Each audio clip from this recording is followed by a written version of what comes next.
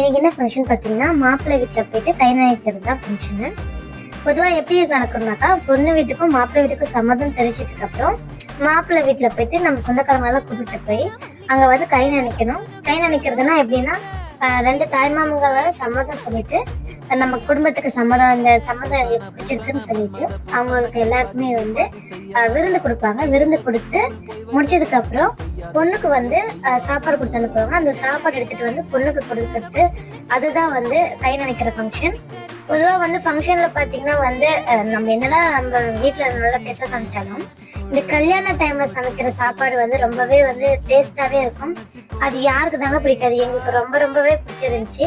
இந்த மாதிரி யாருக்கெல்லாம் வந்து கல்யாண சாப்பாடு வந்து ரொம்ப பிடிக்கும்ன்றதை கமெண்ட் பண்ணி என்னை ஃபாலோ பண்ணி